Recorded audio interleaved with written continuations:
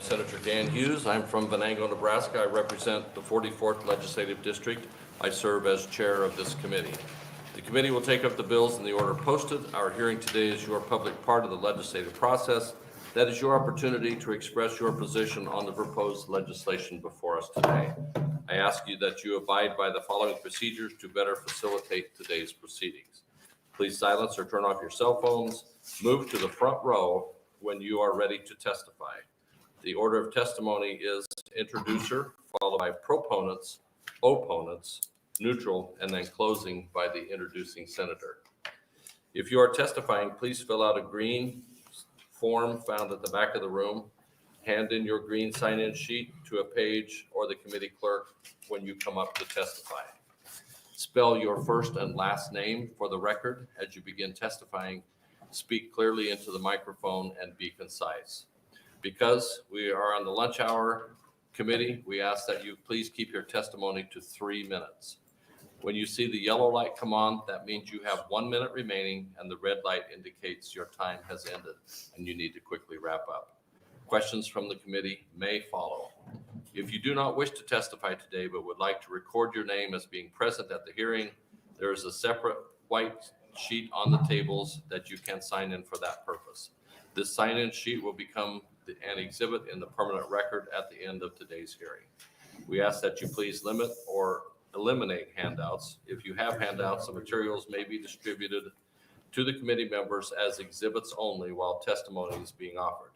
Please make sure that you have at least 13 copies and give them to the page when you come up to testify. They will be distributed to the committee and the staff. The committee members with us today will introduce themselves, starting on my far left. Well, good afternoon. My name is Suzanne Geist, and I represent District 25. Good afternoon, John McAllister, District 20, Central Omaha. Julie Salma, District 1, Otoe, Nemaha, Pawnee, Johnson, and Richardson counties. Tony Vargas, District 7, downtown and South Omaha. And on my right. Thank you. Hi, I'm Patty Pansing Brooks, Legislative District 28, right here in the heart of Lincoln. I'm sorry I was a little bit late. I had a bill I was just attending to up on the floor. Glad you're done. Your turn. John Lowe, District 37, the southeast half of Buffalo County. Very good. To my immediate right is our committee counsel, Janice Satra, and on the far right is our committee clerk, Mandy Mazurski. We also have helping us today is Chloe Fowler. She is a senior from UNO, majoring in political science. She is our page today.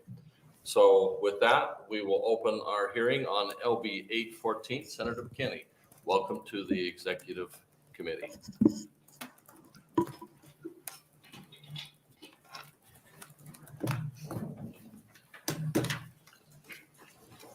Thank you, Chair Hughes and members of the Executive Committee. LB 814 acknowledges that racial impact statements are a tool for lawmakers to evaluate potential disparities of proposed legislation prior to adoption and implementation. They are similar to fiscal impact statements in that they assist legislators in detecting unforeseen policy ramifications as they pertain to racial disparities within our state. This gives legislatures the opportunity to amend their proposed bills to alleviate or even eliminate potential harm.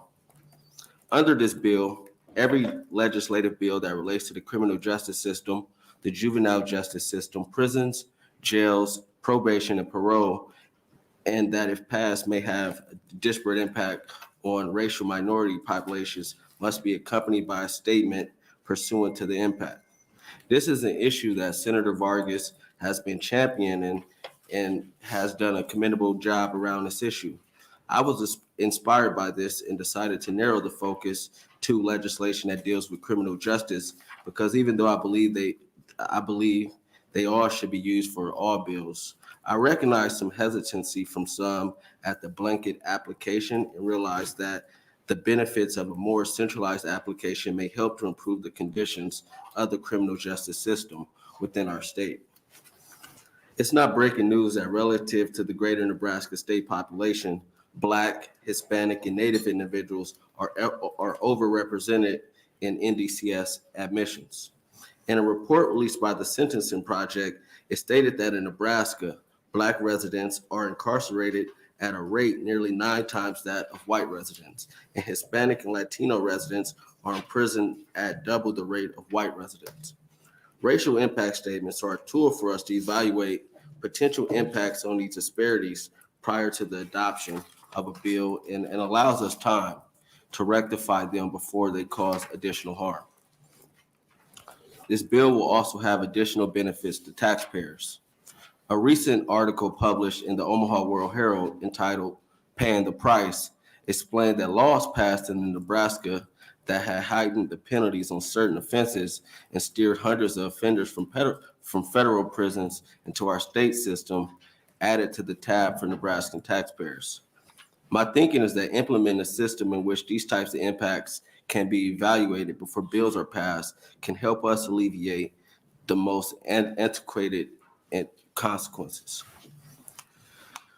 In passing this bill, the state of Nebraska would be in good company. 9 states: Colorado, Connecticut, Florida, Maine, Maryland, New Jersey, Oregon, Virginia, and our neighbor, Iowa, have already implemented mechanisms for the preparation and consideration of racial impact statements. We cannot shy away from the conversation because it's deemed uncomfortable. What should be uncomfortable is that we champion our state as the good life state, but have in the past and currently continue to push forward legislation that will have potential negative impacts on minority populations across our state. We must ensure that we pass legislation with all Nebraskans in mind. It is clear that without racial impact statements, we will continue as a state to introduce and potentially pass legislation that continue to perpetuate systemic harm. I encourage you all to move this bill forward onto the floor to move our state into a better place. I'm also open to any questions that you may have. Thank you for your attention, and I welcome any questions. Thank you. Thank you, Senator McKinney. Are there questions from the committee? Senator Vargas. Thank you very much for bringing this, Senator McKinney, and for narrowing the focus. Just wanted to see if you can talk a little bit about, because I think it's also helpful for education for the public and for the committee, the nature of the data and what is actually in a racial impact statement. Can you talk about what it is and what it isn't in terms of the information provided? The nature of the data pretty much shows that if a bill was passed that dealt with, raising a penalty, say a new bill that would create a new felony within our state, it would show the potential impacts of what that would do to, say, a community in South Omaha or North Omaha, and how just by forecasting you can see how it would impact those communities, and whether it indicates whether if you pass this and create a new felony for the state, how more than likely this group of individuals will most likely be incarcerated more. Thank you. I just wanted to make sure that's we have clarity around that, especially for the economic impact that can have for saving dollars. Yes. And that ultimately, do any of these racial impact statements include policy recommendations, or is it just data? No, it's just data. It just shows potential impact. Thank you. Senator Geist. Thank you for bringing this and the discussion. I'm curious is this just data collection and reporting, or is this a science? I'm wondering if an impact statement is subjective, or is it something that is it's scientifically gathered? I don't really know how to explain what I'm asking. It's data collection and reporting, similar to how we get fiscal notes on our bills, and LRO reaches out to different departments and entities to gather information. Okay. Then it's shared within the fiscal note. So you say that other states have done this. So is there a method, like a specific methodology that they use to gather this type of data? I would say you look at different census tracts and just go based off of research that is done throughout history and past, and see how past legislation similar to a bill has affected these populations, but also takes into account the environments in which these individuals may arise from. Okay, thank you. Senator McCollister. Yeah, thank you, Mr. Chairman. What organization in the state would be tasked with to determine this information or find this information? LRO would be tasked with gathering and reporting this information. Thank you. Any additional questions from the committee? Seeing none, you'll stay for closing? Yes. Very good.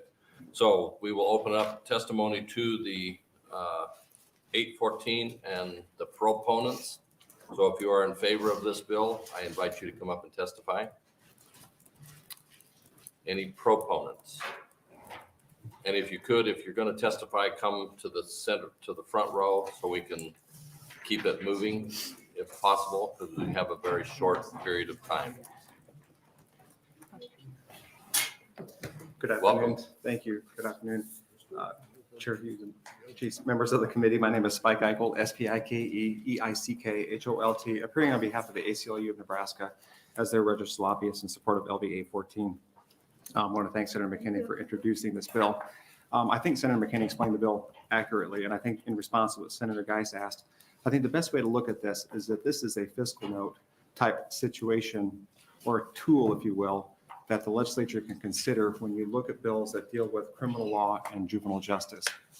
For those of you who are on the Judiciary Committee and those of you who introduce bills in this area, one thing that is true is that for whatever reason or reasons, there is an overrepresentation of people of color, a disparate impact against people of color at all phases of the criminal justice system and the juvenile court system.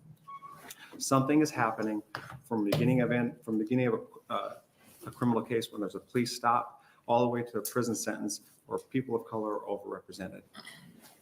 One thing that a racial impact statement tries to do is try to measure, either for good or for bad, a disparate or a positive impact that any kind of bill that changes the law might have on that dilemma, that situation. Similar to a fiscal note, there is a certain science, and what I've passed out to you is that, as Senator McKinney alluded to earlier, Senator Vargas did do a bill on this a couple of years ago. I think there was also an interim study and maybe even a rule change.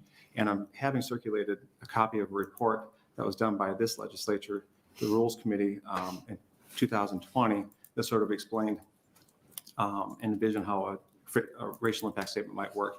And in this example, or in this report, there are some examples of racial impact statements that actually apply toward actual bills that were then pending before the legislature in 2020. So that's sort of what the bill does. We urge the committee to consider something like this. If you look at the bill, it proposes to apply in all bills that impact criminal justice or juvenile justice systems. But if you look on page 3 of the bill, on lines 3 and 4, there still is the discretion, if you will, for the executive board to actually direct the Legislative Research Office to prepare those. In other words, even if you pass the bill, it would not necessarily mean that every bill that may affect a criminal law or every bill that may affect the juvenile court has to have a racial impact statement. It just would designate that on those bills that the executive board sees fit, a racial impact statement could be created. I urge the committee to consider this. We feel it's a positive choice because if we don't do anything with respect to the system to look at it, that disparate impact will continue. Thank you, Mr. Eichholt. Are there questions from the committee? Seeing none, thank you for your testimony today. Next, proponent.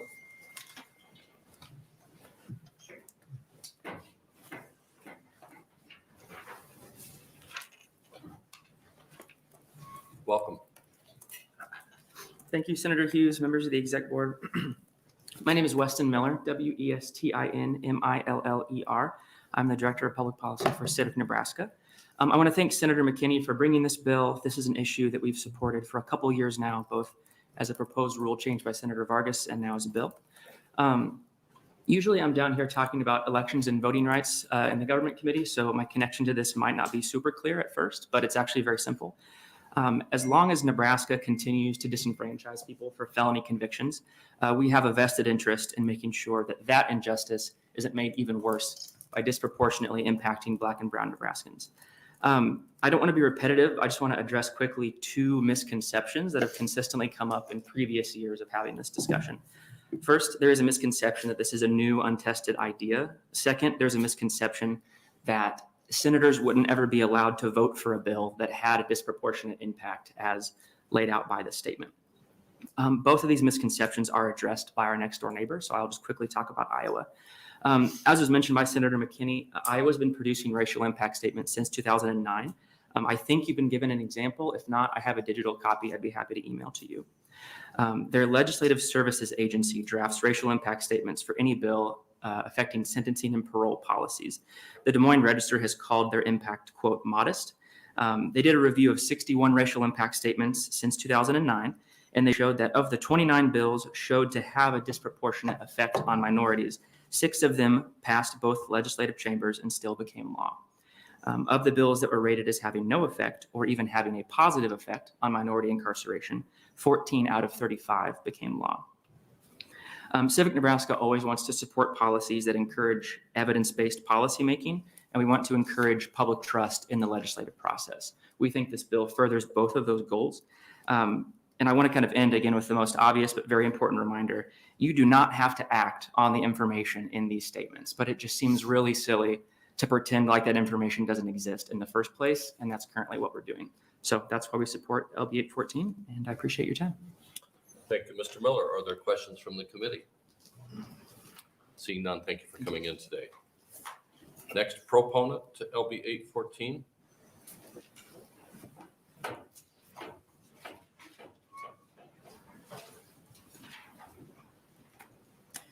Welcome.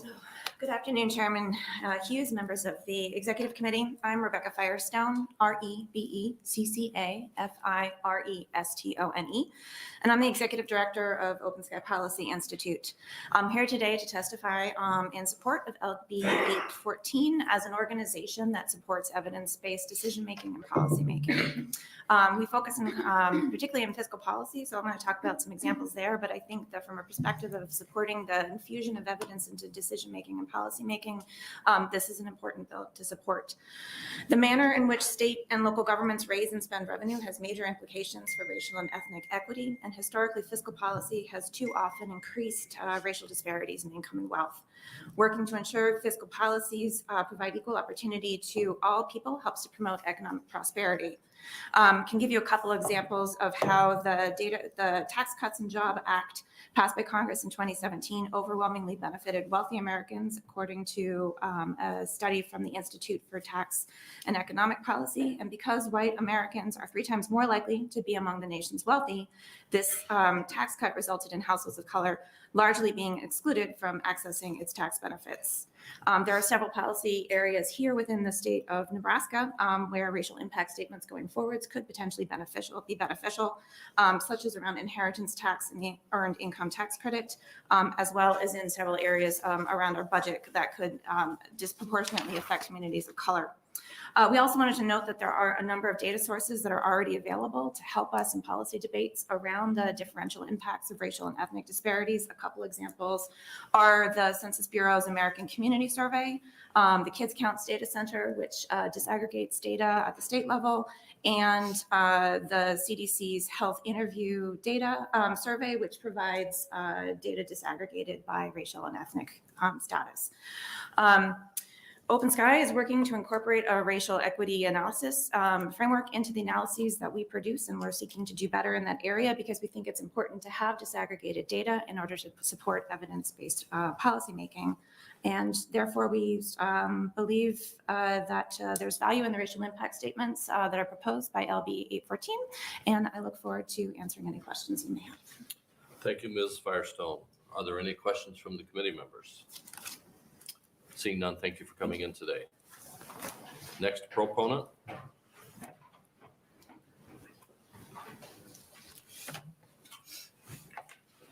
Welcome. Good afternoon, Chairperson Hughes and members of the committee.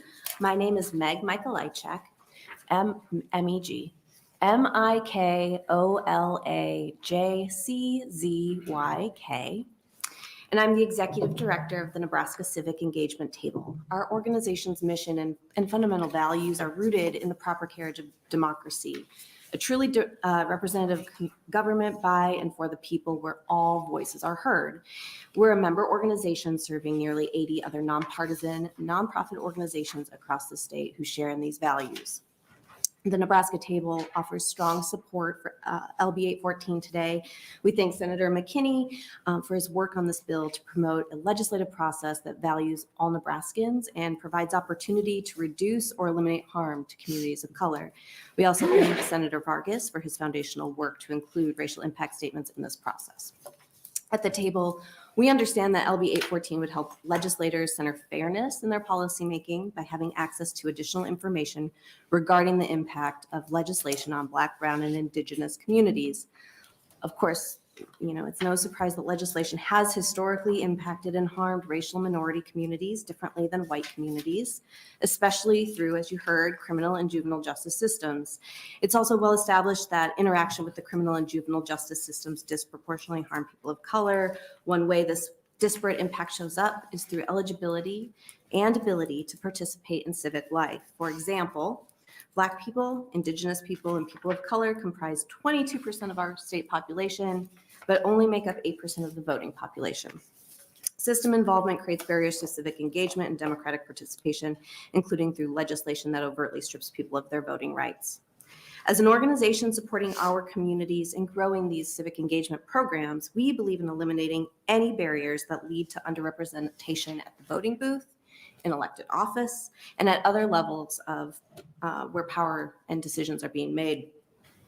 When Black, Brown, and Indigenous people are disproportionately impacted by the criminal and juvenile justice system, so is their ability to vote and otherwise exercise their right to civic participation and democratic processes. So as Nebraskans, we believe deeply in fairness for all people, and by making the effort to study the impact of proposed legislation on communities of color, policymakers have a really important opportunity to advance fairness and reduce harm. For those reasons, we ask you to support LB 814. Thank you so much. Thank you. I'm just going to tell you thank you, Meg, if I can use your first name. 'Cause I can't Please pronounce your do. last name. Just Meg is fine. Thank Well, you. hold on. Any questions from the committee members? Seeing none, thank you for coming Thank in. you so much. Next proponent.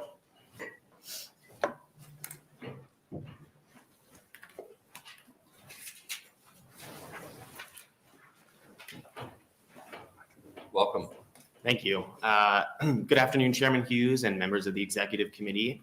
My name is Colin McGrew, COLINMCGREW. My pronouns are he, him, his, and I'm a senior programming partner at Inclusive Communities, here to testify for my support of LB 814. Inclusive Communities is an Omaha-based nonprofit that does human relations work to confront prejudice, bigotry, and discrimination. It has been doing so for 84 years. As outlined in this bill and as Senator McKinney put in the opening, we know that racial disparities exist for people of color and racial minorities in this state. For instance, in a report prepared by the Center for Public Affairs Research out of UNO, noted that although in 2018, African Americans only made up 5% of the state's general population, they made up 28% of the population experiencing incarceration, pointing to a large disparity that exists within the Nebraska criminal justice system. Additionally, despite long-term declines in youth incarceration, the disparity at which Black and white youth are held in juvenile facilities has grown. Black youth experience a rate of that they're 4 times more likely to be detained or committed to juvenile facilities in comparison to their white counterparts. With such observable patterns in the outcomes of Nebraskans based on racial identity, it would follow that all legislation, regardless of intention, would be subject to examination of its impact on people of color and racial minorities in the state of Nebraska. Race, unfortunately, continues to be a key indicator of outcomes in systems across our state, from criminal justice to healthcare to housing and education.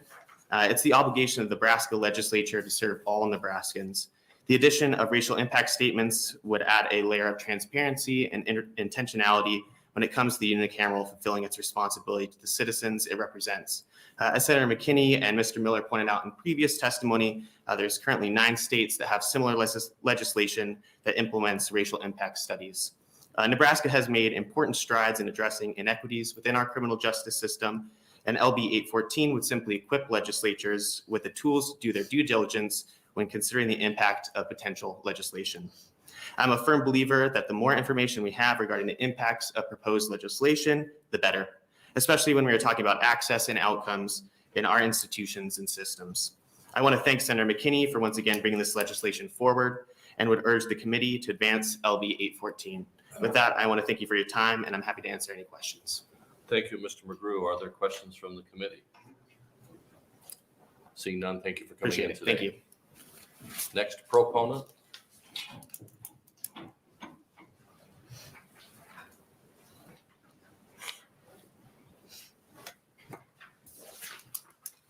Welcome. Thank you. Mr. Chairperson and committee members, my name is Nick Grangenet. I am a staff attorney with Nebraska Appleseed. Nebraska Appleseed is a nonprofit, nonpartisan organization dedicated to opportunity and justice for all Nebraskans. Excuse me. Yes. Could you spell your name, please? Yes, absolutely. My name is spelled NickGrandGenett. We would just like to echo all the points that the other proponents have made, but we'd also just like to highlight the fact that although we live in a representative democracy, generations of systemic inequalities have resulted in the underrepresentation of Black, Latino, Asian, and other communities in the policymaking process. The same communities that are most likely to be impacted by changes in the law related to criminal justice and law enforcement. While LB 814 is not a substitute for actual participation in the policymaking process, it at least ensures that all policymakers are better aware of how a proposed bill will affect communities. Given the substantial impact criminal justice legislation has on communities and lives in those communities, LB 814's common sense approach to addressing racial inequalities and government efficiency, we would just ask that this bill be advanced to that committee. Thank you, and I'm happy to answer any questions. Thank you, Mr. Grangenet. Is that correct? Close enough. Close enough. Any questions from the committee? Seeing none, thank you for coming in today. Thank you. Next proponent to LB 814.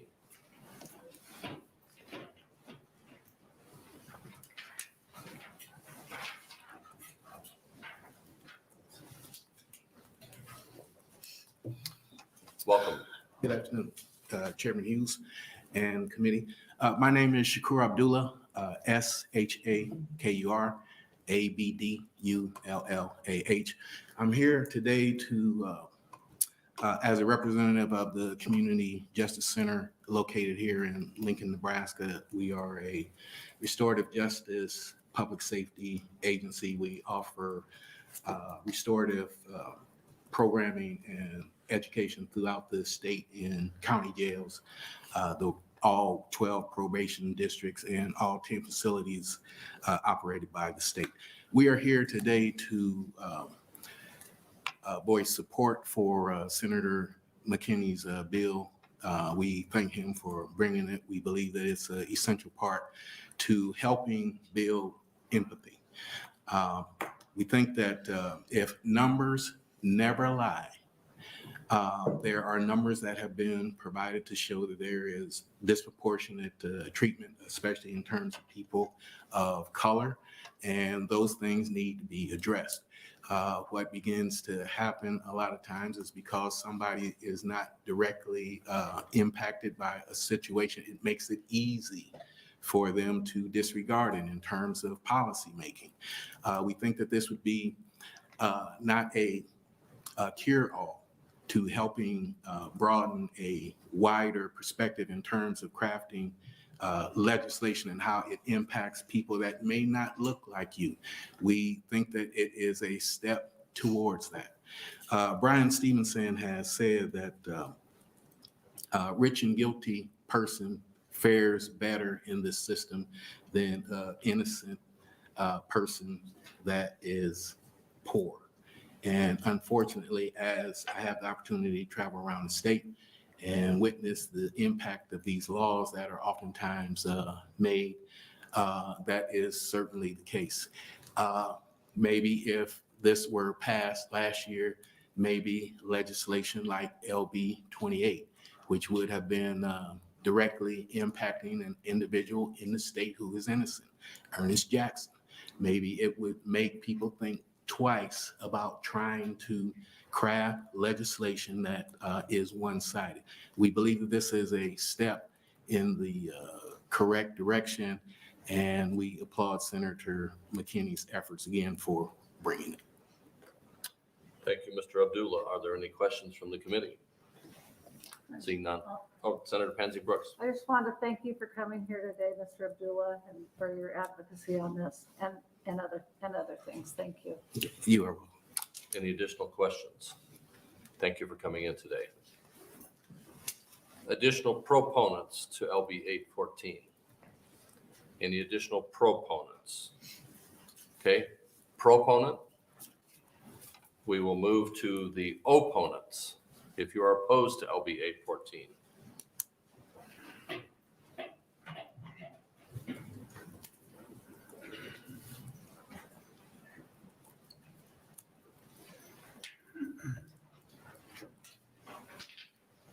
Welcome. Thank you, and good afternoon. I'm opposed to LB 814. There are all types of disparities in the world. Excuse me, could you Oh, say I'm sorry. and spell your name? Yeah, please? S. Wayne Smith, S. period, Wayne, W-A-Y-N-E, Smith, S-M-I-T-H. There are all types of disparities in the world: economic, height, weight, gender, age, education, strength, abilities, etc. This bill is a solution in search of a problem. The main causes of racial disparities are not differing levels of criminal activity, law enforcement, or legislative policies. Police go where there is crime. The main cause of racial disparities is the lack of fathers in the home. As Robert Woodson, a Black, of the Woodson Institute says, take race off the table. On the second page, you will see a memo that I sent to senators in January of 2018.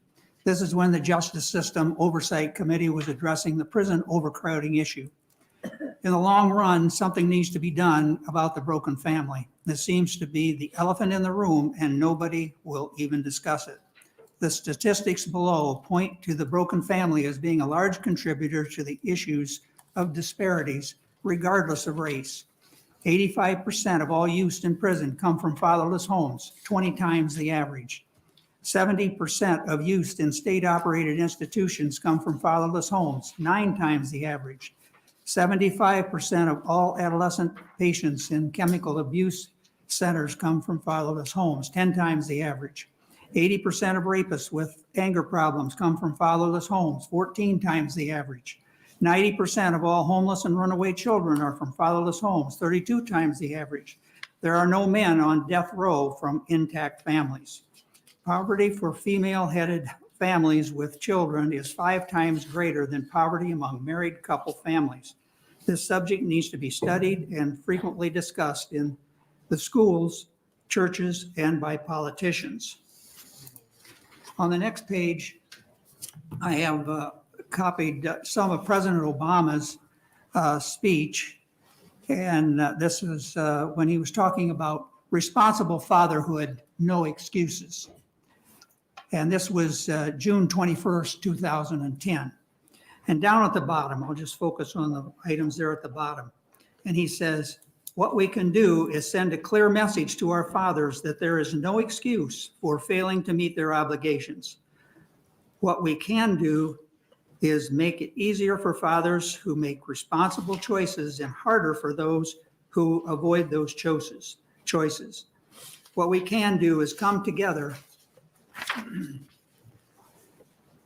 and support those fathers who are willing to step up and be good partners and parents and providers.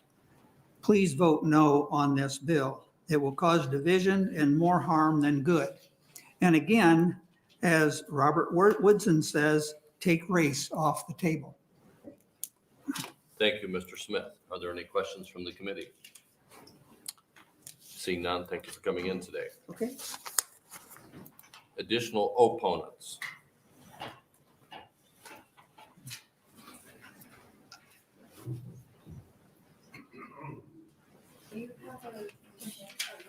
I'm sorry. You got here a little late. Good morning. Welcome. Larry Storr, 5015 Lafayette Avenue, Omaha, 68132. I'm here in opposition. For various reasons, this will be probably. Excuse me, could you spell your name for us, please? Spell your name, please. Larystor. Rapid fire round, but this bill does nothing to benefit people of color. or address their current situation. It lists 4 major causes of disparities, yet the proposed solutions ignore every one of them. The bill does nothing to address these disparities or truly improve the lives of people of color. Now, I am not a racist. I have a grandson that is biracial. I am here on his behalf also, and people of color. I am opposed to what is creeping into our society that is called CRT.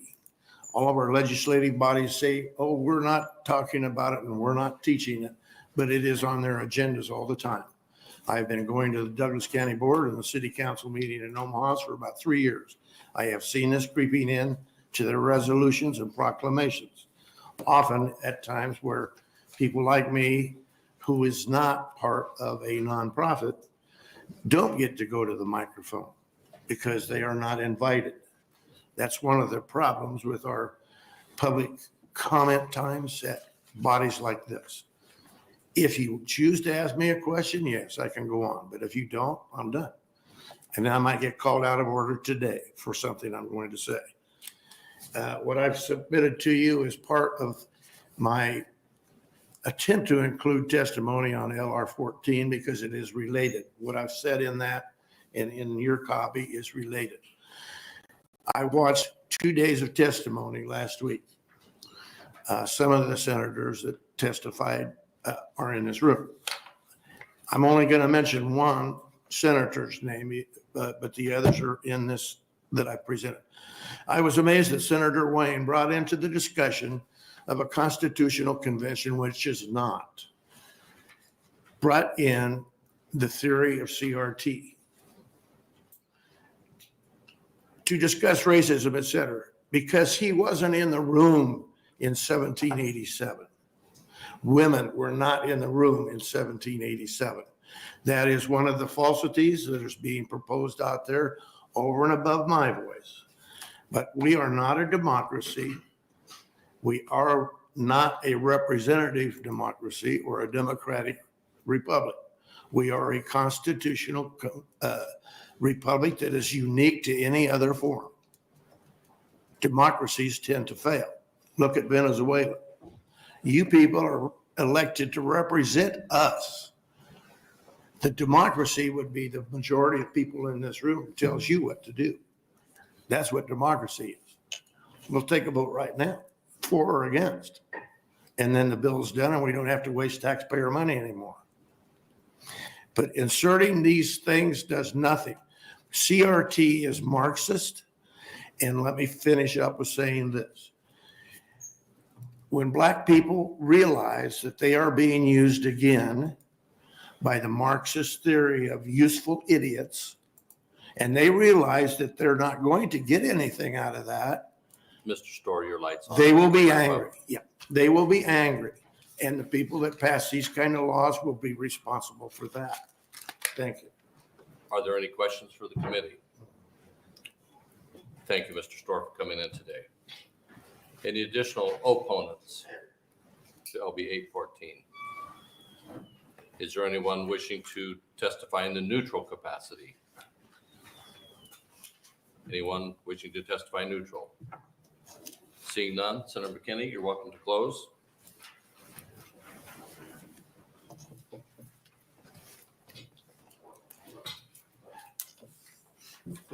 Thank you. I hope that, We'll get to it. Pardon? Nothing, she was trying to reach you, so. Senator McKinney. oh, okay. So I hope that through the hearing and through the testimony that you as the executive board see the benefit that racial impact statements will have for our state. I think it's impossible to deny the racial disparities in our criminal justice system. And it's important that we look at the elephant in the room and address it going forward to make our country better, but also make our state better as a whole as we move forward. I think this is vital. I think especially with bills that deal with criminal justice, especially as referenced in my opening, there was a bill passed in 2009 that you could track back to more than likely the reason why we have a prison overcrowding crisis which disproportionately affected individuals from Black and brown communities. And this year, we're tasked with looking at criminal justice bills and potentially building a prison. And I think we need to make sure that we have things in place to ensure that we're making the best decisions possible as we move forward as a state, as we address the criminal justice system. This is not an undue burden on our state. I think it's needed. It's clearly shown that other states can pull this off, and I think we should join the rest of them as well. Thank you. Thank you, Senator McKinney. Are there any questions? Senator Pansy Brooks. Thank you. I just want to thank you for bringing this bill, as Senator Vargas did before. And it's, it doesn't hurt to look at this. And if there are disparate impacts, then we should be able to take that information in with the decisions about fiscal impact and every other kind of impact that a bill will make on our state and on our people. So thank you for bringing this bill. No problem. Thank you, Senator Pansy Brooks. Are there any other questions from the committee? Seeing none, we do have position comments for the hearing record on LB 814. We had 17 proponent online position comments and 15 opponent online comments. That will close our hearing today on LB 814. And our next bill up is LB 975. Senator Wayne.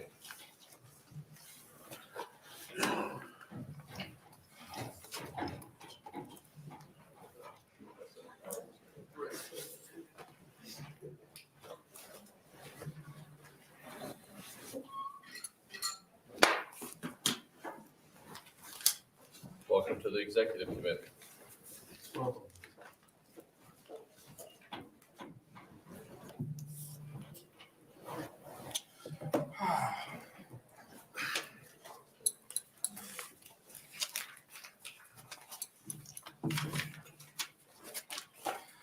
Good afternoon, Chairman Hughes and the executive members, the members of the executive board. My name is Justin Wayne, JUSTIN WAYNE, and I represent Legislative District 13, which is Douglas County, North Omaha, and Northeast Douglas County. The amendment that I'm passing around was an issue that was brought to us that basically says some people fear that the way it's written, people couldn't even testify on their days off. So we just clarified that if you're not scheduled to work, you can testify. So I just want to know that's the amendment, and I support that amendment, and I hope this committee would adopt that amendment.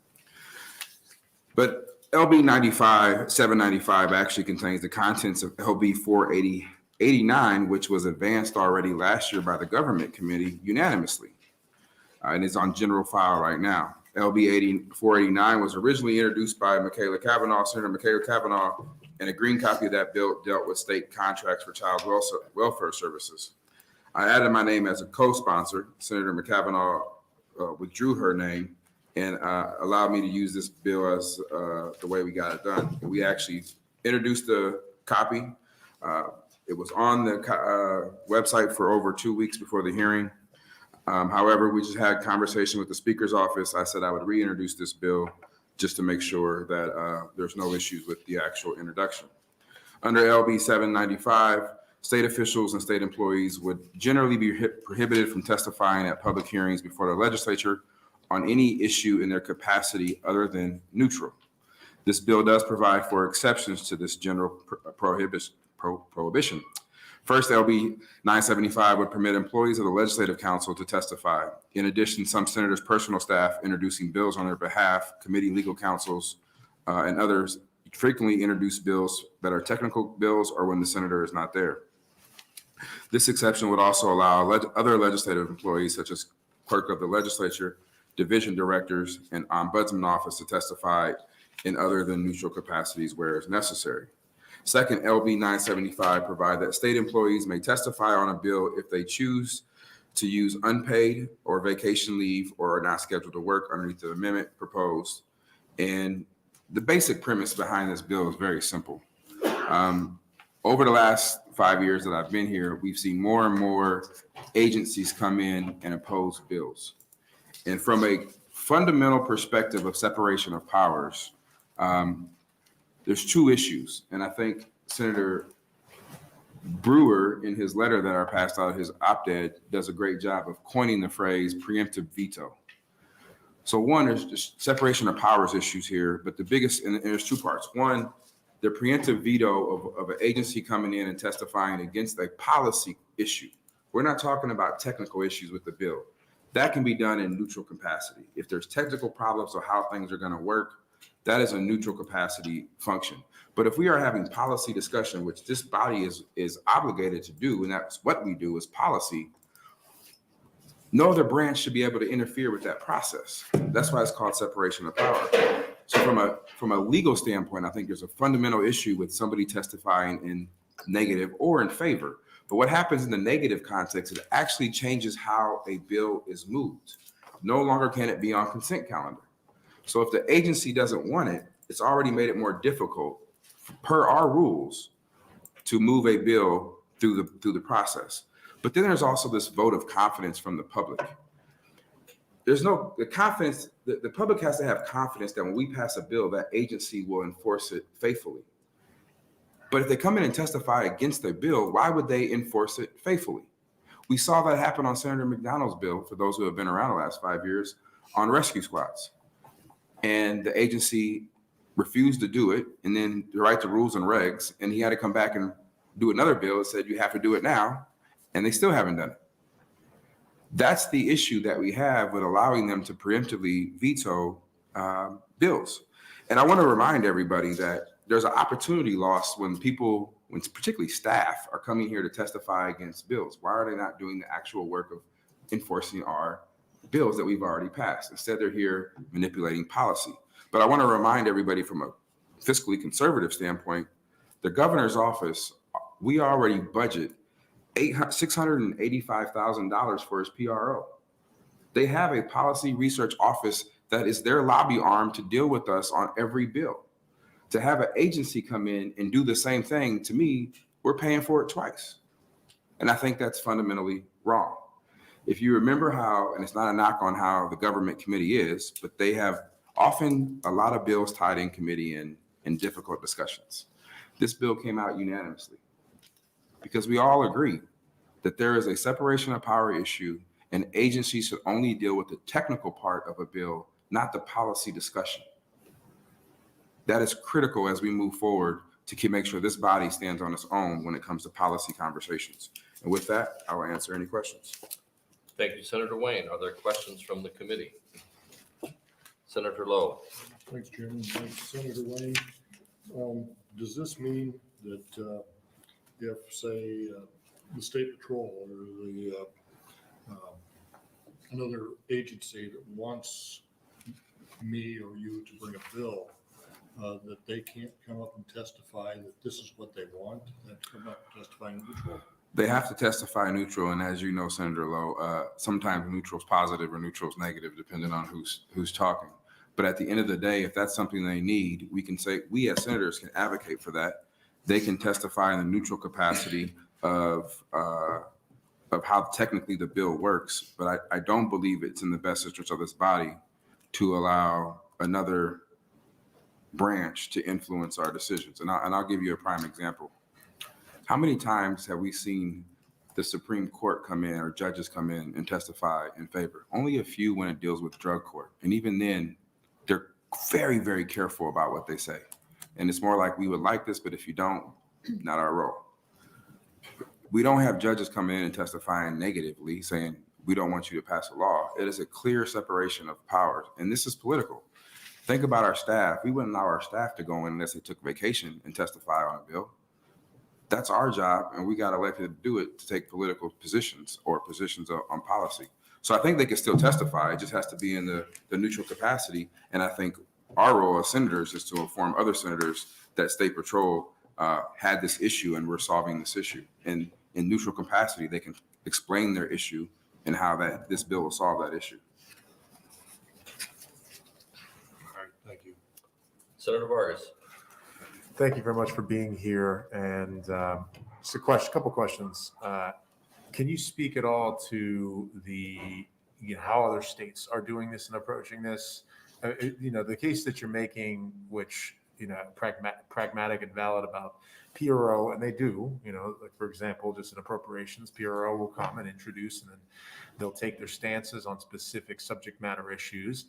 And introducing a bill, which kind of to Senator Lowe, sometimes we'll have an agency come and introduce a bill, and it's just to introduce the bill, but it's not actually taking a neutral or supportive opposition or any type of position. But I don't know if you could speak to how other states or anybody in the region do this to make sure there's separation of powers. It's kind of all over, and the general position is state employees cannot testify at a hearing on a public bill while paid. That's typically, when I say general, it's anywhere like 23 states have similar. You just can't be paid. We have a unique situation where we have a lot of agencies coming in and testify, and it comes down to our structure. There are a lot of because of the nonpartisan, everything has a hearing.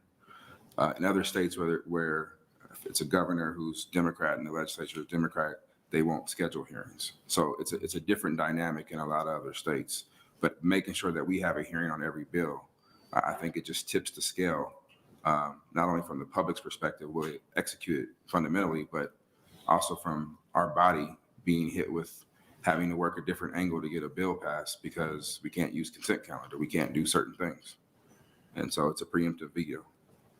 Thank you. Senator McAllister. Yeah, thank you, Mr. Chairman.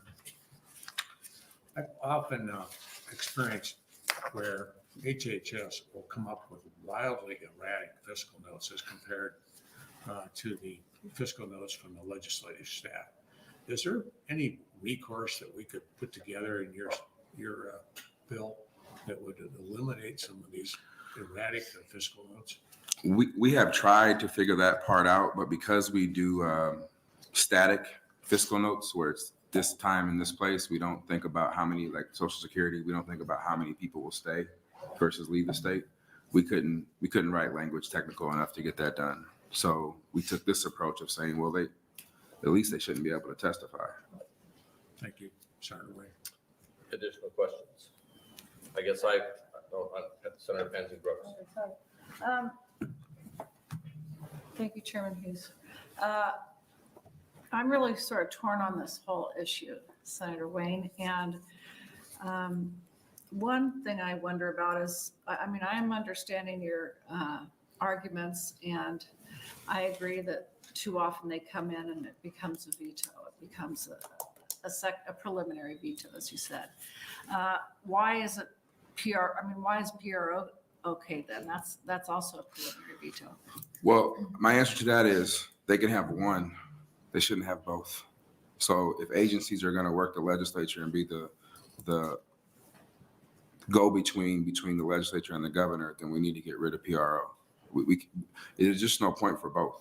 That's I guess my answer to that is they can have one, but not both. Okay, and so we sat together on judiciary quite a bit, and in that we've had Director Frakes coming in to tell us about all sorts of things about the prisons and everything like that.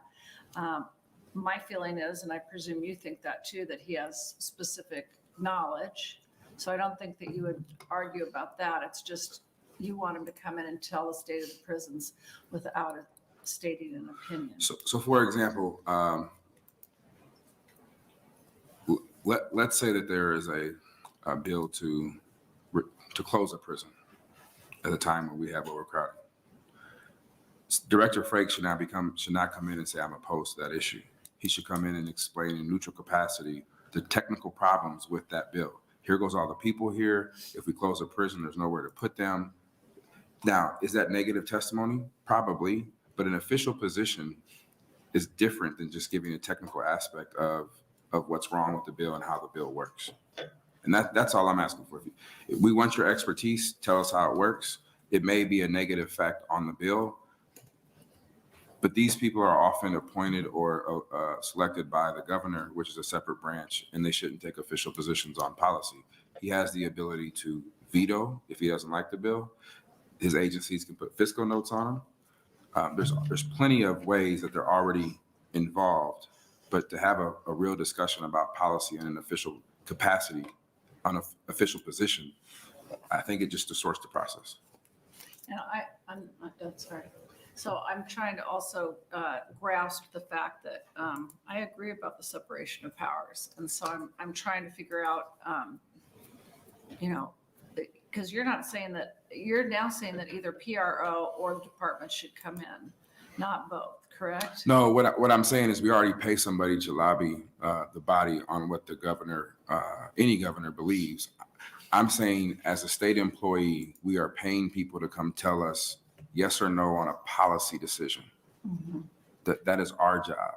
I mean, we don't even think about this. We don't even well, it's a custom or tradition. We don't ask our staff questions if they're introducing a bill on your behalf, because we as a body for the last 100 years have said that's a policy issue. And we're not going to put a staff member into that where they have to answer policy questions. We let them do a very technical introduction, and that's kind of it. We respect our own policy decisions more than we do the separation of powers at this point. That's a good point. I know that, and my initial reaction was that people should be paid, that they could still come in and be paid.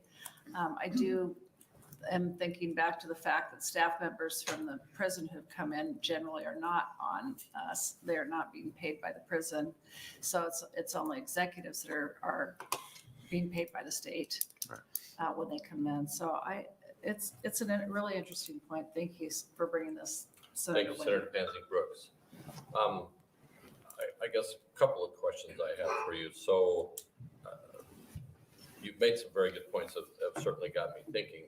But, the separation of powers, the administration administers the government. The legislature, we legislate, we create laws. The judiciary, they judge. They're the arbitrator. So I can see a clear difference between why the judicial branch shouldn't be involved in the making of laws, since they are the ones who will interpret the laws that we make. But I do think there is a point that the administration should have a voice, because they are administering what we do, and they probably have some expertise, if you will, in that subject matter that we are looking at changing or adopting or whatever. Is that making any sense? It does, and I think they still have a role at the committee level and on the floor level through PRO. It's not unheard of for a director of an agency to be in the lobby and polling people out, explaining problems with the bill or the reasons why this will help. So I think they still have a role. The question is, what are we signaling to the public if we're passing legislation that the enforcement of it is already taking a position against? And then why are they involved in the beginning of the process when they already are involved through the process and at the end with the veto? So I'm just trying to make a demarcation point of. Sure. So what's the difference between this bill that you brought today and the one that was in government last year? That amendment will be the only difference to clear not people who are not working. Honestly, this was just a conversation I had with Speaker Hilgers, and he just wanted to make sure that because of the nature, some agencies have contacted individuals saying they didn't know about the hearing. And so I'm just being a nice guy. I might prioritize my one on the floor. I mean, that's just. Strike that from the record. Yeah. Senator Vargas, thank you. So operationally here, is the intent that there just isn't a state agency voice testifying in a judgmental capacity on a bill and in the record? You have no problem with them being in a judgmental capacity in what they say? Yeah, I mean, I can't control what they say, but when people look at where is state patrol on a bill, they say against it, and we pass it, how are they going to faithfully execute it? That is a problem in the public. But yeah, they should stick to technical, but I know reality and people, they'll probably venture off into what they like and don't like. I'm sure people from agencies are going to be opposed to this bill, which proves my point. This is an internal policy in front of the executive board because this deals strictly with the legislature. And there are people from agencies who are going to come here and oppose this bill. That proves my point that we don't have separation of powers. So that makes sense. If somebody is coming in, so they're taking either unpaid vacation or compensatory leave, are you also requiring or asking them to then testify in a personal capacity then? Pretty much. I mean, I can't personally tell them to say that, but I mean, look at the federal government. You don't, I mean, they couldn't come here and take a position. They have strict laws on that. The point is we shouldn't be paying people to take political positions. If they want to take it, they should do so. I mean, how many disclaimers do we hear in our hearings where like, I'm not testifying on behalf of this organization? But we don't do that. I mean, we're here saying this is on behalf of an agency, and we don't like this bill. That's just weird to me. There's no other way. I mean, that's the best way I can say it. It's just weird to me. Thank you. Senator Pansy Brooks. Thank you. Part of how I'm reading this is that institutions like the University of Nebraska wouldn't be able to allow somebody to come, including faculty, unless they take a day off. Is that the intention? No, this is for in front of the legislature. But yeah, they would have to take a day off. At a hearing or anything? Well, absolutely, because the first thing we always hear them say is, we're not here representing the university. I'm here in my individual capacity. Unless they are here representing the university. Then if they're advocating in a policy decision, I don't think that's the role. Yeah. I mean, we can clear that language. I don't care the university isn't part of my separation of powers situation. So we can add an amendment on that. Okay. Any other questions for Senator Wayne? If not, you'll stay for closing? Yes. Okay, very good. We will open up to proponents to LB 975. Is there anyone wishing to advocate or be a proponent to LB 975? Seeing none, are there any opponents to LB 975? You're a friend. Go ahead. Are you sure? Actually, listen, so I'm going to put from supposed to. Welcome. Good afternoon, Chairman Hughes and executive board members. My name is Laura Opfer. That's LAURAOPFER, and I'm the policy analyst for the Nebraska Children's Commission. On behalf of the commission, I'm testifying in opposition to LB 975. For those of you who aren't familiar, the Nebraska Children's Commission was created in 2012 by the legislature following an extensive LR and HHS committee investigation of Nebraska's child welfare and juvenile justice systems. In 2019, legislators agreed that the commission should continue to provide a permanent leadership forum for collaboration of child welfare and juvenile justice systems. For administrative purposes, the commission sits under the Foster Care Review Office, which is also an independent state agency. The commission is the umbrella organization for 5 statutory committees: Juvenile Services, Strengthening Families Act, Bridge to Independence, Alternative Response, and the Foster Care Reimbursement Rate. So these 5 committees and the commission are comprised of leaders and experts who represent all 3 branches of government, along with public and private sectors. In addition to their regular job duties, these professionals take on additional responsibilities of serving committees to collaborate, collect data, conduct research, and recommend system improvements for children involved with the child welfare and juvenile justice systems. Along with supporting the statutory committees, we also serve as an expert resource and submit annual reports to the legislature. We're required to make recommendations to the legislature related to child welfare and juvenile justice systems reform. LB 975 as written would prohibit us from taking positions on legislation directly related to the recommendations developed in accordance with our very statutory charge. Our scope with legislation is traditionally limited to identified priorities and direct recommendations voted on by committee and or commission members. As an example, Senator Walz introduced LB 541 on behalf of the Foster Care Reimbursement Rate Committee, and we testified in support of that legislation in 2021. LB 975 would limit our ability to support similar legislation directly related to our statutory responsibilities. In conclusion, we urge you to consider the impact LB 975 would have on independent agencies under the state of Nebraska, such as the Nebraska Children's Commission. I would be happy to answer any questions you might have. Thank you, Ms. Opfer. Are there any questions from the committee? Senator Vargas.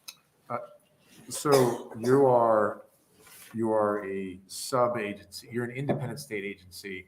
Is your interpretation that you would still apply because you're not a direct state agency? Yes, because I myself am an employee of the state of Nebraska. Okay. In your opposition testimony, my understanding is with taking a stance, but my understanding is under Senator Wayne's bill, you would still be able to take a stance, but would have to take the unpaid leave. So is your issue with, or your opposition to having to take the leave, or just in not being able to take a stance? It's in not being able to take a stance in relation to our statutory responsibilities to the legislature and our connection to the legislature. I think we had difficulty understanding how we would have legislation introduced that's a direct recommendation from our commission and then not be able to testify in support of that bill. Okay. My interpretation, and I really thank you for your work, because there are great policy recommendations coming out from the commission. At least my interpretation is you would still be able to testify in opposition or in support of a bill. It just wouldn't be on paid time or under the exceptions in the amendment. But I appreciate you coming to testify. Thank you. Additional questions from the committee? Senator Lowe. Thank you, Ms. Opfer, for coming in today. This just seems funny that we had no proponents, and with this bill, there would be no opponents, but everybody would be coming in testifying in the neutral if we pass this. And so how would we look at that when the bill comes to the floor, that there were no proponents or no opponents? What's your feeling on that? I think if we could only testify in a neutral capacity, that would be that wouldn't necessarily represent the true opposition or support of a bill. And I think that was another concern that we discussed. All right, thank you. Okay, any additional questions? Seeing none, thank you for coming in today. Thank you. Next opponent.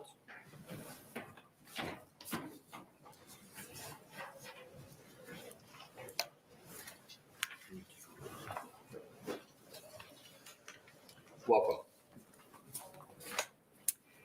Thank you, Chairperson Hughes and members of the Executive Board. My name is Monica Gross, M-O-N-I-K-A, last name G-R-O-S-S. And I'm the Executive Director of the Foster Care Review Office, and I offer this testimony in opposition to LB 975. The Foster Care Review Office is also an independent, non-code state agency created by the legislature in 1982 to track children in out-of-home care or foster care in Nebraska, to review children's cases utilizing local volunteer citizen review boards, to collect and analyze data related to the children, and to make recommendations on conditions and outcomes for Nebraska's children in out-of-home care, including any needed corrective actions. The FCRO's statutory duties include submitting quarterly and annual reports to the legislature. As an oversight agency, we're required to make recommendations to the legislature related to children in foster care. And sometimes those recommendations result in proposed legislation. If we appear and testify in a neutral capacity on a bill resulting from a recommendation that we made, then it seems like we're lukewarm or equivocal on our own recommendation. Or we could appear and say we're testifying in a neutral capacity, but the substance of our testimony is really in support or opposition. Either way, it feels intellectually dishonest and lacks complete transparency. LB 975 is also, I believe, in direct conflict with Nebraska Revised Statute Section 43-1302, subsection 1, which describes the FCRO's purpose and duties. So in pertinent part, the purpose of the office is to make recommendations regarding foster care policy to the legislature. And it goes on to say, in pertinent part, the executive director of the office shall make policy recommendations. In some instances, there may be no one else who appears to testify on a particular bill, especially if it's a bill that impacts only that agency. If I were to come and testify on a bill on my own time, would I be testifying in my official capacity, or would I be testifying in my individual capacity?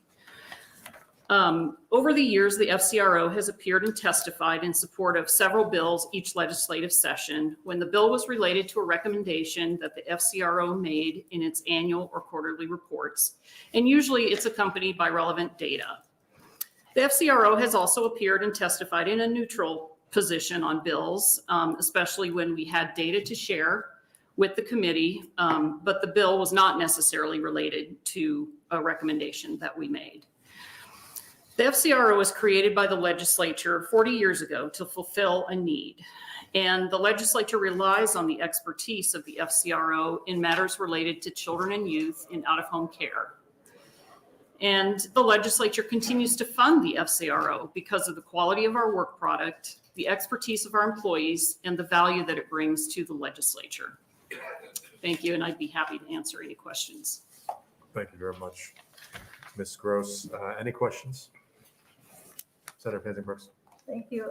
Thank you for coming, Ms. Gross. Sorry, I just wanted to say I appreciate you and the work of the Children's Commission, Ms. Opfer.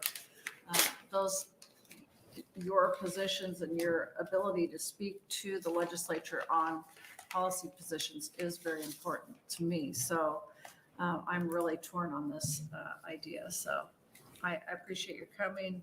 Thank you. And your testimony today. Thank you. Thank you very much. Any other? And also you made one other good point that if you come on your time off, then are you really only testifying for yourself, or are you able to testify on behalf of the PR or the policy research, or sorry, FCRO. FCRO, sorry, yeah. So that's a very good point. Thank you. Any more questions? Seeing none. Thank you very much, Ms. Gross. Next opponent.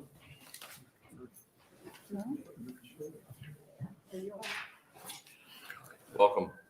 Welcome. Good afternoon, Chairman Hughes and members of the Executive Board Committee. One committee I thought I never would be in front of testifying. My name is Hobert Rupe, H-O-B-E-R-T, R-U-P-E. I have the privilege of serving as the Executive Director of the Nebraska Liquor Control Commission. I was also, as a small non-code agency, when I read this bill, had some issues, and that appears to create a legal conundrum for me. 53-117 sub 9, which is one of the earliest statutes in the commissions, in the act, which sets forth the jobs and duties of the commission, is that the commission shall investigate the liquor laws, enforcement in our state, other states, and make recommendations to the governor and by and through him to the legislature for amendments to the act. And we often do. Every time you get that lovely every fall our legislative letter, which I know you read right away because it's the most scintillating thing in your inbox, we'll go through the issues. Normally they are very technical, and I'll be acknowledged by that. Sometimes they are actually more responsive to changes that we're seeing in the changing environment. Last year, we recommended some changes based upon some of the executive orders which had been executed during COVID. For instance, to allow easier sales of certain products within reason. And so normally when if I appear in front of a committee, I appear neutral because my job is to be hopefully the neutral fact-giving person that's going to represent. I don't have a particular financial bone on one side or the other, or politic on one side or the other. So generally we will appear neutral except if a item appears that was on our legislative letter. Often those are technical changes, and I might be the only person testifying in support of those. Sometimes, very rarely, we will take an opposition position. Usually those would have, if there's a significant unintended consequence of the act, because as I like to describe the Liquor Control Act, it's a quilt of many different parts which have been stitched together over the last 80 plus years. And often somebody will have an intention to change part of the act, not realizing there's a negative repercussion, which could have health, safety, welfare, or tax liability issues. So in that respect, we try to stay in our own lane. We try to be, as the mission statement of the commission says, the power, the legislature has given the commission the power to regulate the sale of alcohol under the powers that the legislature gets under the 21st Amendment. And we try to do that in fair and unbiased reasons, but we often will have to take an actual policy position within that. And I think it would be somewhat intellectually dishonest for me to come in as a neutral person and say, yes, I'm neutral, but we really, really need this technical change because we're trying to update our computer system, make sure things more easily accessible by internet, which is an actual bill we have this year, which I anticipate me being the only person in the room testifying to later on when it comes in front of General Affairs next week. So with that, I would just like to say, I think this is a sledgehammer swatting a fly in a lot of ways. I'm not sure. I can't say that there haven't been separation of powers arguments, which should have probably raised, as Senator Wayne has brought up. But a lot of the state agencies, which are designed to be your technical experts for the state, this is going to perhaps have a deleterious impact. And more importantly, I would always err on the side of being above board and saying, do we like it or do we not like it? So with that, I see my time has expired. I would be happy to answer any questions. Thank you, Mr. Roop. Are there any questions from the committee? Senator Vargas. Thank you for being here.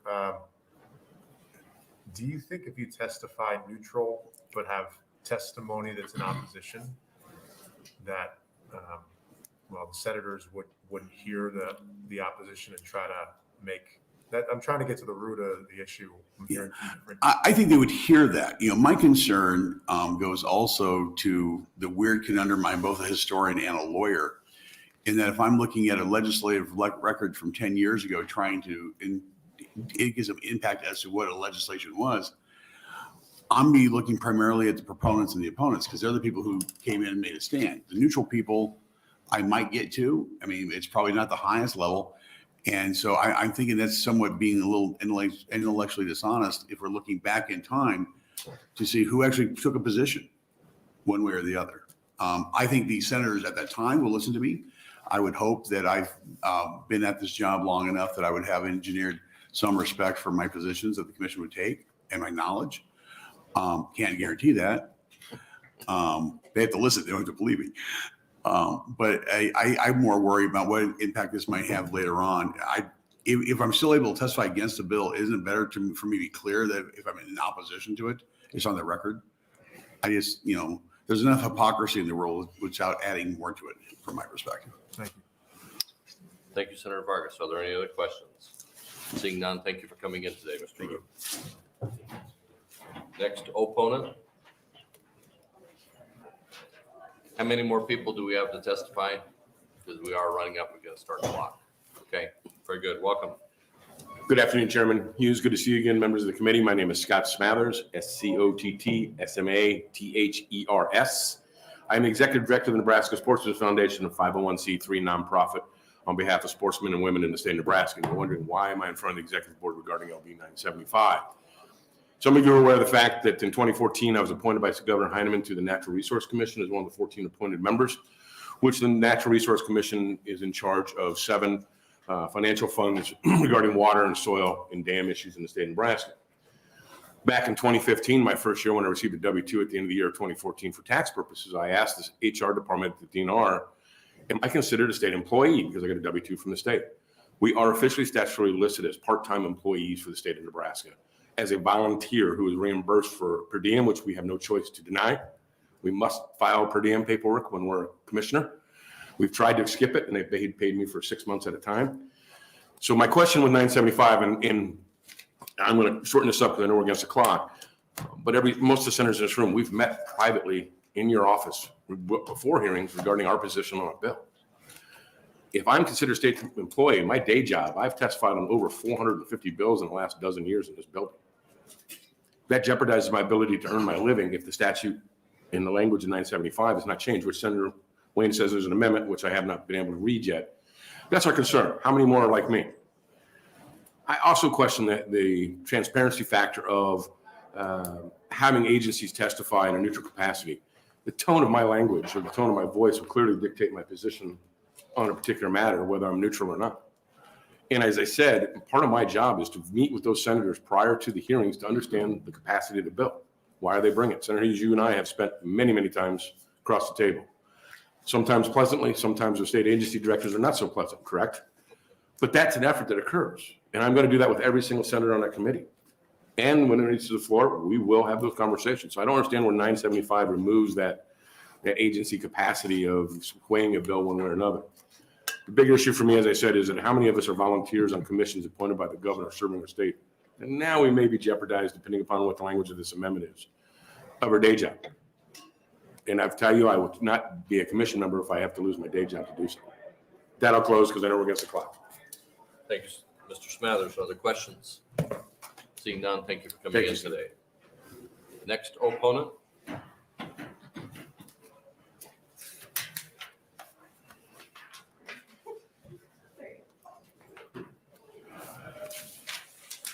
Welcome. Good afternoon, Senators. My name is Kristen Larson, Kristen Larsen, and I'm here on behalf of the Nebraska Council on Developmental Disabilities to testify in opposition to LB 975. Although the council is appointed by the governor and administered by DHHS, the council operates independently, and our comments do not necessarily reflect the views of the governor's administration or the department. We are federally mandated independent council, and we're comprised of individuals and families of persons with developmental disabilities, community providers, and agency reps who advocate for systems change and quality services. The council serves as a source of information and advice for state policymakers and senators, and when necessary, we take a nonpartisan approach to provide education and information on legislation that will impact individuals with DD.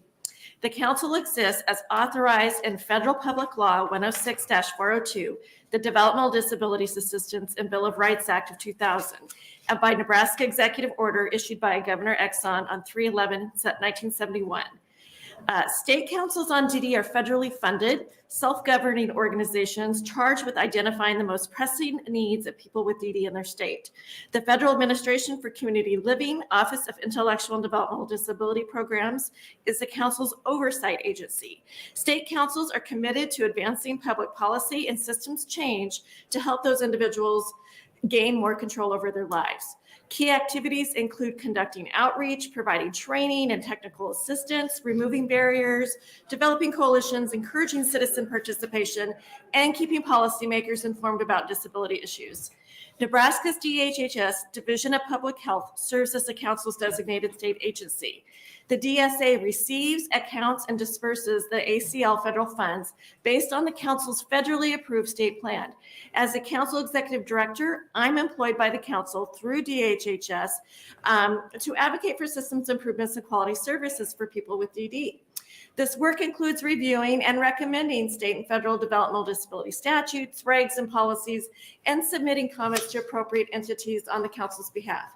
As noted in the DD Act, council staff are allowed to educate policymakers, including state senators. Since the council's housed in public health, I'm considered a state employee. LB 975 would place substantial limits on the ability for me or other council staff to provide expertise on a variety of DD matters and to educate and inform state senators on legislation that affects people with DD and their families. Based on the federal legislative mandate, state DD councils are uniquely positioned to provide advice to local, state, and federal legislatures and other policymakers on the specific needs of people with DDD. So that even if our position is different from the others, it's a unique role that we have. So we serve as a one-stop shop for policymakers and agency reps, contributing to the overall improvement of policy, legislation, systems design, access, and improved delivery of services. This bill would impede council staff efforts in the important work. Thank you for your consideration. Thank you, Ms. Larson. I'm sorry we made you read really fast. That's but okay. we I do have practiced at this. home before I came. Are there any questions from the committee members? Seeing none, thank you for coming in today Thank you. and being patient. Is there any additional opponents? Anyone wishing to testify in the neutral capacity?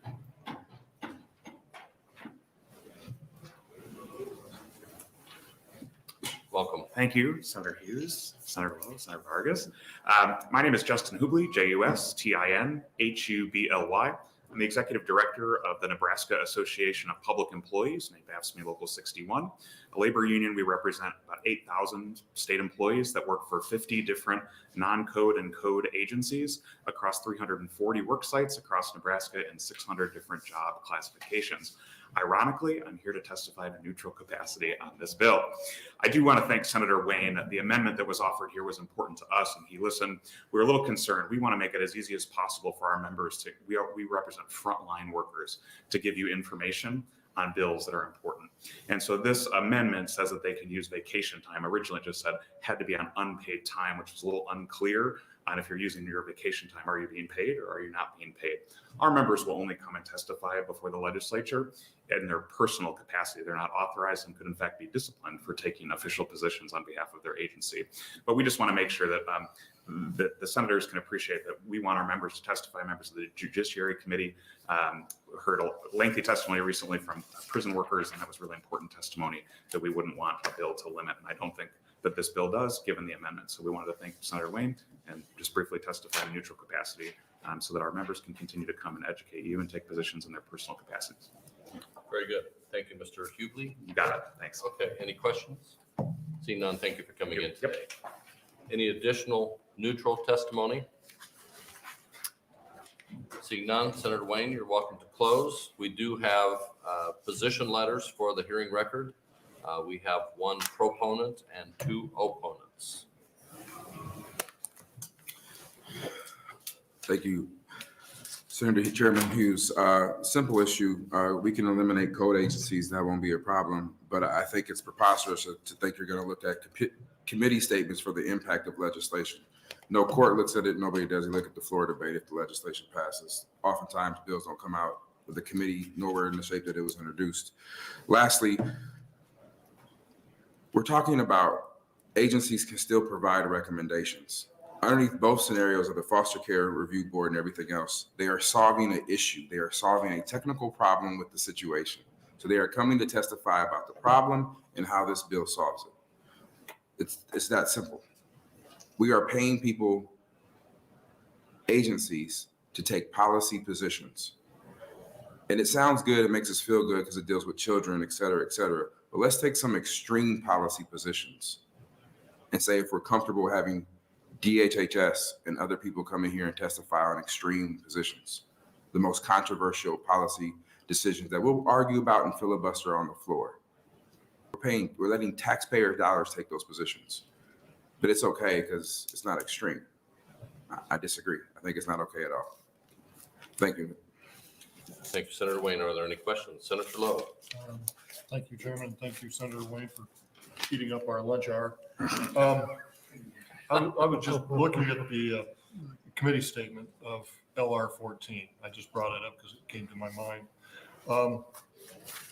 And there are, I think, 13 proponents and 3 opponents and nobody in the neutral on that one. Now, when it comes to the committee, we hear the testimony. We can understand whether or not neutral is in favor or neutral is not in favor, just by the way of the testimony. But when we're up on the floor and I decide to go look at a bill to see who came and testified in favor of the bill or against the bill, I would look at this, and if there had been 3 directing agencies that came in opposed to it and 4 were proponents, would they all be listed neutral? And I wouldn't know which way those agencies were going. Then I would offer a compromise. A compromise would be eliminate the code agents, the non-code agencies, and then require only the director who is politically appointed to that position to be the only one who testifies. That they can't have staff testify. Because we don't allow our staff to testify and answer policy questions. But oftentimes in committees, it is staff members who are testifying in front of agencies, in front of this body and taking political positions that they can't answer. And so they dance around it. They're not the expertise that we're claiming that's coming before us. They're taking a position, saying this is a bad bill, here's the reason. And when you ask policy questions, they're like, I'm not authorized to say that. Thank you, Senator Wayne. Okay, thank you, Senator Lowe. Any additional questions? Seeing none, thank you, Senator Wayne. That will close our hearing today on LB 975 and motion to adjourn. So moved.